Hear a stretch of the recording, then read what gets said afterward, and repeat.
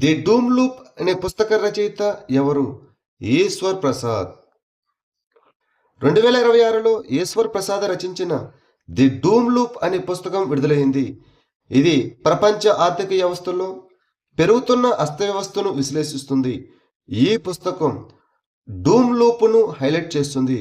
దీనిలో పరస్పరం అనుసంధానించబడిన ప్రపంచ శక్తులు, ఉదాహరణకు అమెరికా లాంటి దేశాలు అస్థిరతను బలపరుస్తూ ఆర్థిక సమతుల్యతను మరియు ప్రపంచ సహకారాన్ని పునరుద్ధరించడాన్ని మరింత కష్టతరం చేస్తున్నాయి.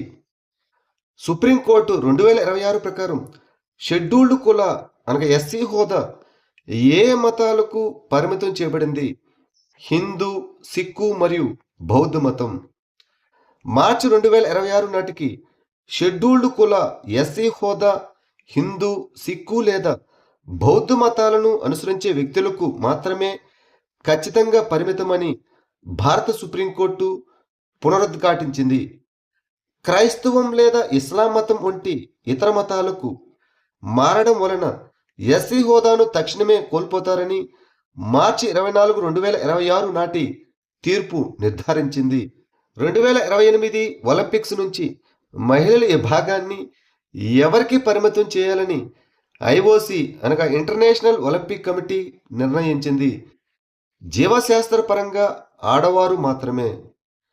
2028 లాస్ ఏంజల్స్ ఒలింపిక్స్ నుంచి అంతర్జాతీయ ఒలింపిక్ కమిటీ మహిళల విభాగాన్ని కేవలం జీవశాస్త్ర పరంగా ఆడవారికి మాత్రమే పరిమితం చేయనుంది. ఐఓసి అధ్యక్షురాలైన క్రిస్టీ కోవెంట్రీ మార్చి 26, 2026న ప్రకటించిన ఈ చారిత్రాత్మక విధాన మార్పు ట్రాన్స్జెండర్ మహిళలను మరియు లైంగిక అభివృద్ధిలో తేడాలు ఉన్న చాలామంది క్రీడాకారులను మహిళల ఈవెంట్లో పోటీ చేయకుండా సమర్థవంతంగా నిరోధిస్తుంది. స్వాట్ ఉపగ్రహం నుంచి సేకరించిన డేటాను ఉపయోగించి రూపొందించిన సముద్ర గర్భపు కొత్త పటాన్ని ఏ అంతరిక్ష సంస్థ ఆవిష్కరించింది? National Aeronautics and Space Administration, NASA. స్వాట్ ఉపగ్రహం నుంచి సేకరించిన డేటాను ఉపయోగించి నాసా సముద్ర గర్భానికి సంబంధించిన కొత్త పటాన్ని ఆవిష్కరించింది. ఈ స్వాట్ ఉపగ్రహాన్ని నాసా ఫ్రాన్స్కు చెందిన సెంటర్ నేషనల్ డి ఎట్యూడ్స్ స్పేషియల్స్ సహకారంతో అభివృద్ధి చేసింది. భూ ఉపరితలంపై ఉన్న నీటిపై మొట్టమొదటి ప్రపంచవ్యాప్త సర్వే నిర్వహించడం మరియు సముద్ర ఉపరితల స్వరూపాన్ని వివరంగా పరిశీలించడం దీని యొక్క ప్రధాన లక్ష్యం. ప్రాజెక్ట్ ఇన్సైట్ను ఏ ప్రభుత్వ సంస్థ అమలు చేస్తుంది? ఆదాయపు పన్ను శాఖ మరియు ఆర్థిక మంత్రిత్వ శాఖ. ప్రాజెక్ట్ ఇన్సైట్ అనేది భారతదేశంలో ఆర్థిక లావాదేవీలను పర్యవేక్షించి పన్ను ఎగవేతను గుర్తించే ఒక ఏఐ ఆధారిత పన్ను అడ్మినిస్ట్రేషన్ వ్యవస్థ. దీనిని భారత ప్రభుత్వ ఆర్థిక మంత్రిత్వ శాఖకు చెందిన ఆదాయ పన్ను శాఖ అమలు చేస్తుంది. పన్ను చెల్లింపుదారులను ఖచ్చితమైన ఆదాయాన్ని నివేదించేలా ప్రోత్సహించడం ద్వారా స్వచ్ఛంద పన్ను సమ్మతిని మెరుగుపరచడం మరియు అధిక ప్రమాదం ఉన్న ఎగవేత కేసులను గుర్తించడం ద్వారా పన్ను అమలును బలోపేతం చేయడం దీని యొక్క లక్ష్యం. బాలేంద్ర షా ఏ దేశానికి అతిపిన్న వయస్కుడైన ప్రధానమంత్రి అయ్యారు? నేపాల్. బాలేంద్ర షా 35 ఏళ్ల వయసులో నేపాల్ ప్రధానమంత్రి అయ్యారు. తద్వారా దేశ ఇటీవలి రాజకీయ చరిత్రలో అత్యంత పిన్న వయస్కుడైన నాయకుడిగా నిలిచారు. కాఠ్మండ్లో రాష్ట్రపతి రామ్చంద్ర పౌడెల్ చేత ఆయన ప్రమాణ స్వీకారం చేయించారు. 2026 మార్చిలో జరిగిన ఎన్నికల్లో రాష్ట్రీయ స్వతంత్ర పార్టీ అభ్యర్థిగా బాలేంద్ర షా విజయం సాధించారు. ఎలాన్ మస్క్ ప్రారంభించిన టెరాఫ్యాబ్ ప్రాజెక్టు దేనికి సంబంధించినది? ఏఐ చిప్స్ తయారీ. 2026 మార్చి 21న ఎలాన్ మస్క్ ప్రారంభించిన టెరాఫ్యాబ్ ప్రాజెక్టు కంప్యూటింగ్, రోబోటిక్స్ మరియు అంతరిక్ష ఆధారిత డేటా సెంటర్ల కోసం అధునాతన ఆర్టిఫిషియల్ ఇంటెలిజెన్స్ చిప్లు మరియు హార్డ్వేర్ను ఉత్పత్తి చేసే లక్ష్యంతో ఏర్పాటు చేయబడిన ఒక భారీ సమగ్ర సెమీకండక్టర్ తయారీ కేంద్రం. ఇటీవల వార్తలు కనిపించిన అఘనాశిని నది ఏ ప్రాంతంలో ఉద్భవిస్తుంది? పశ్చిమ కనుమల్లో. అఘనాశిని వేదవతి నదుల అనుసంధాన ప్రాజెక్టు తప్పనిసరిగా ప్రపంచ వారసత్వ సంరక్షణ నిబంధనలను పాటించాలని UNESCO, United Nations Educational, Scientific and Cultural Organization సూచించింది. ఈ అఘనాశిని నది పశ్చిమ కనుమల్లోని సిర్సిలో గడిహల్లి వద్ద సుమారు 676 మీటర్ల ఎత్తులో ఉద్భవిస్తుంది.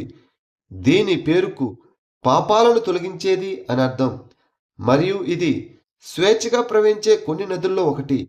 ఇది దాదాపు 117 కిలోమీటర్లు ప్రవహిస్తుంది. ఇది కర్ణాటకలోని తాద్రి వద్ద అరేబియా సముద్రంలో కలుస్తుంది. సోనోవాల్ కచారీ సమాజం ప్రధానంగా ఏ రాష్ట్రంలో కనిపిస్తుంది? అస్సాం. జ్వరం, దగ్గు, మూత్రపిండాల్లో రాళ్ళు, చర్మ వ్యాధులు వంటి అనారోగ్యాలకు చికిత్స చేయడానికి సోనోవాల్ కచారీ సమాజం ఉపయోగించే 39 మొక్కలను ఒక కొత్త అధీనం నమోదు చేసింది.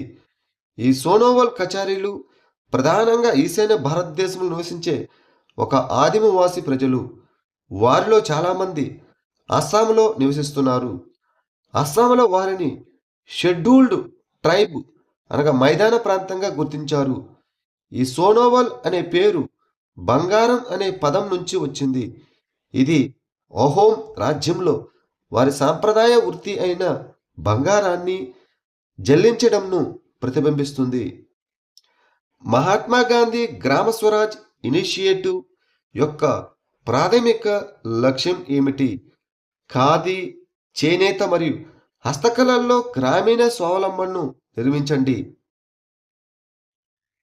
మహాత్మా గాంధీ గ్రామ స్వరాజ్ ఇనిషియేటివ్ ఖాదీ, చేనేత మరియు హస్తకళల్లో గ్రామీణ స్వయం సమృద్ధిని పెంపొందించడం, అలాగే విస్తరించగల ఎగుమతి ఆధారిత గ్రామీణ సంస్థల అభివృద్ధి ద్వారా ఉపాధి ఆధారిత వృద్ధిని ప్రోత్సహించడం లక్ష్యంగా పెట్టుకుంది. ఇది విలువ గొలుసుల అంతటా వెనుక మరియు ముందు అనుసంధానాలను సృష్టించడం ద్వారా స్థానిక నేత కార్మికులు, కళాకారులు మరియు గ్రామీణ యువతకు మద్దతిస్తుంది మరియు ఒక జిల్లా ఒక ఉత్పత్తి కార్యక్రమానికి అనుగుణంగా ఉంటుంది. ప్రపంచంలో మొట్టమొదటి ప్రత్యేక సరుకు రవాణాకు మాత్రమే ఉద్దేశించిన షింకన్సెన్ బుల్లెట్ రైలును ఏ దేశం ప్రారంభించింది? జపాన్.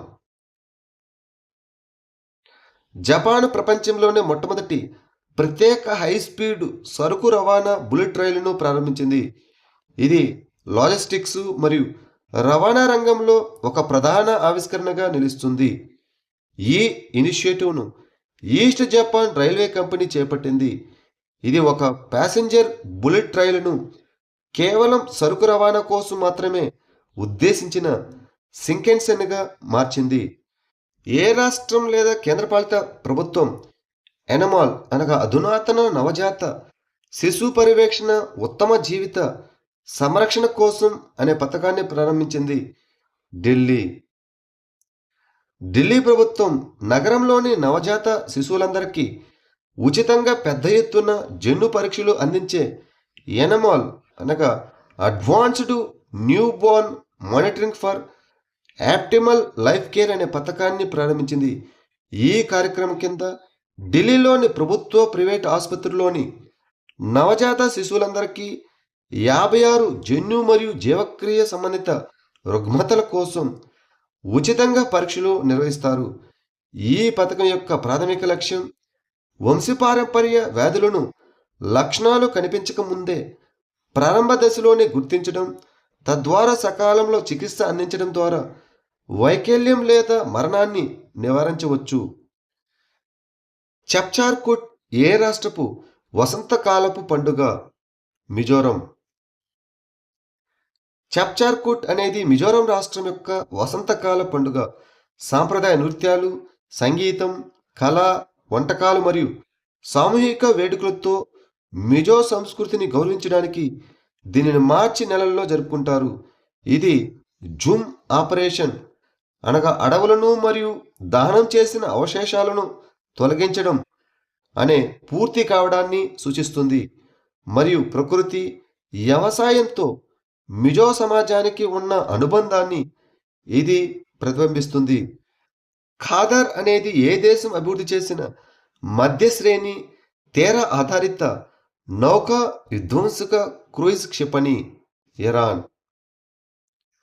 యుఎస్ఏ అబ్రహం లింకన్ విమాన వాహక నౌకను లక్ష్యంగా చేసుకుని ఇరాన్ ఖాదర్ క్రూయిజ్ క్షిపణులను ప్రయోగించినట్లు వార్తలు వస్తున్నప్పటికీ ఆ నౌక దెబ్బతినలేదని నివేదికలు సూచిస్తున్నాయి.